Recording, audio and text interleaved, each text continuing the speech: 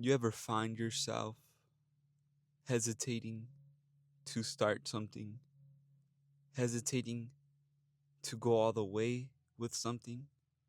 Whether it's that business that you want or that relationship you've been trying to commit to, or finally breaking through with your physique. You seem to always almost be there, but anytime you're about to break through, about to get to the next level, something pulls you back. Something doesn't allow you to really get to where you need to be. The life that you want is right in front of you. The man that you are is right in front of you. And you get frustrated because you show up the way you want in pockets of potential. You show up the best version of yourselves in flashes, but you can never actually sustain him. You can't actually be him. The truth is your mind is manipulating you. You see, you have voices of you're not enough, you're not good enough when you're about to start something. But when you're about to finish something, you have that same voice telling you, "Oh, you're too much. You're too intense. You're too whatever that voice is telling you." So you find yourself almost always there. You're good enough to be productive. You're good enough to do the work, but you never actually do the work that breaks you through, that takes you to the next level, that is so significant that changes your life. You're able to maintain discipline, be disciplined, be consistent, but it's like you've been running the same rat race for years. And you tell yourself, I'm almost there.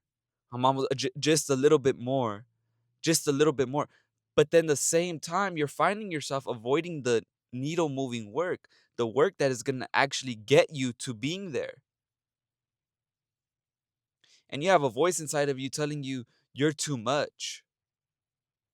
Really, what that voice is saying that you're not sure if you can handle the responsibility of being that man, of the lifestyle that you want. So what you do is you shrink. You are just good enough to show up, but you're not good enough to break through. Think of NBA players that they do good all playoffs or all regular season, but then when the pressure's on the line, when they're in the playoffs, they shrink. And it's not because they lack ability, but because they're afraid, right? This is the same thing that you do. You do this right before a major breakthrough. You start to look for ways to relieve yourself, numb yourself, distract yourself. You're still putting in the work. So on the surface, it looks like you're moving forward. But on the inside, you're bullshitting. You know you're avoiding the work that's actually going to make shit real. You know that you're suppressing your power. You're not showing up the best that you possibly can. And to you, it doesn't feel like you're not showing up. It feels more like, I know I could do more. I know I could do more. I know that, you know, the quality of what I'm doing could be better. I know I could take the business to another level, a higher level of income, but I just can't seem to do it.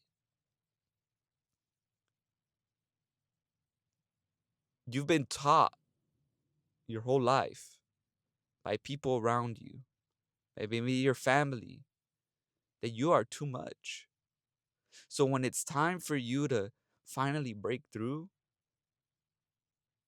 the people that were around you that told you that, oh, your standards are too high, you're doing too much. I just think that you should let it come to you naturally. You're working way too hard. Projected all their negativity onto you because you made them afraid. You presented yourself as someone who was actually willing to put in the work, willing to show up daily. Most people are not willing to show up daily. Most people are not willing to put up the work.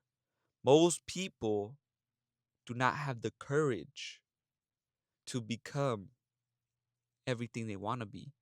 But you do. But if you've learned, especially growing up as a kid, that when you show up fully who you are, that is too much for people to handle, this affects you everywhere in your life. This is why with women, you know how to be bold, you know how to lead, you know how to be confident, but you find yourself holding back. You see, I'm going to give you guys an interesting story. The other day I was at Run Club and I approached this girl and she had rejected me before, but I wanted to tell myself like, or get over this hump of taking rejection, personally. So she had gave me her number the first time. She didn't reach back out. Fuck it. It is what it is. It's a part of the game. But I was like, I want to be persistent. Like I want to train myself to be persistent. I'm gonna pretend that shit never happened. So I approached her. I was like, look, let's run together. Let's, keep the same pace or whatever. And I was like, I'll keep your pace. And from her reaction, I could tell she's probably thinking in her head, I don't want this fucking dude running with me, bro. Like, get the fuck out of here, you know? I could see it in her face, obviously, because I know how to read body language. I'm like, okay, you know what? I told myself, I was like, why the fuck am I shrinking myself to be on someone else's level? And there's no disrespect to her, but that's what I was thinking in my head. I was like, I'm shrinking myself to be at someone else's level. And I used to do the same shit back in high school when I would play basketball. I used to shrink myself to other people's level. Like I could be better than someone at the game, but then if I felt like I was better, I would shrink. I would let my pride get in the way and be like, I could lock in whenever. I'll just turn it on. And then, I'd be fucking down, one on ones, down 5 points, down 6 points, trying to catch up. The truth is, I was taught by the wrong people that my standards for myself, my drive was too much. When you're someone that has high potential to be something great, that makes people very fucking uncomfortable. And you'll find people in your life telling you, oh, you're doing too much. Oh, well, you're, blah, blah, blah, blah, blah. Back to the Run Club story. This was imperative because this is how you break down your own psychology. You have to be able to manipulate your own mind, right? So I noticed this. I'm like, why the fuck would I keep her pace? I'm like, I came to better myself. And if I'm not pushing myself, how am I ever going to expect the people around me to push themselves too? And I always relate everything back to the scriptures. The Most High is very clear on what he wants from us. He tells us, draw close to him and he'll draw close to us, which is him saying, I've already set the standard. I've already told y'all what I want. It's up to you whether you choose it or not. I'm not going to wait for you. And I'm not going to feel sorry for you if you choose to do the opposite.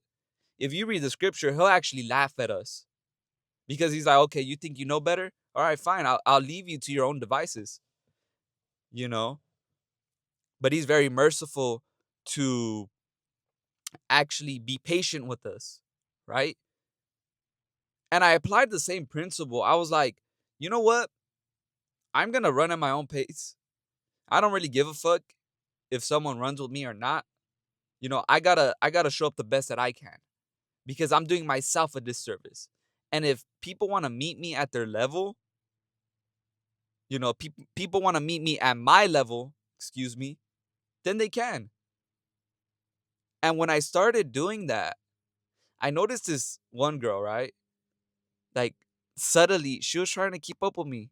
I'm like, okay, Like I got competitive. I was like, I let her catch me, and then I just, I dust her. uh, but what I realized was there's always gonna be people that are gonna be inspired by you pushing yourself. So when you show up smaller than what you could actually be, you're doing a disservice to yourself and everyone else around you. You see? Now, on to the next point. We have the other voice. The other voice wearing the same mask. I'm not enough. You see, one voice, the too much voice, tells you, you know, you're way too much, and that causes you to shrink under authority, shrink up, with in pivotal moments of your life, moments where you have to show up, and you'll show up if you're not thinking about it. But when you start to think about it, the fear of rejection, really fear of failing to show up, is what causes you to not show up. Because like I said, you've been programmed to think that you're too much. So now you have the other voice, the I'm not enough voice, that keeps you actually stuck from never starting anything, from never actually starting that needle moving work. Because you now understand that you do have the potential to be everything you want to be and that you're not crazy. But that also brings a level of responsibility that you're not sure you could handle. And because you never actually break through, you feel like you'll show up small. So now you have this voice, I'm not enough.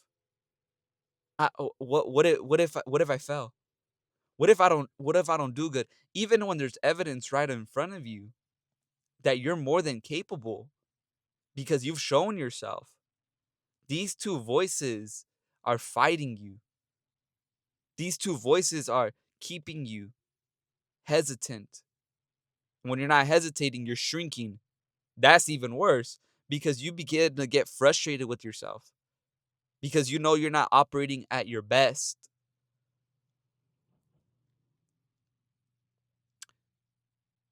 The truth of the matter is, you negotiate with these voices way too much.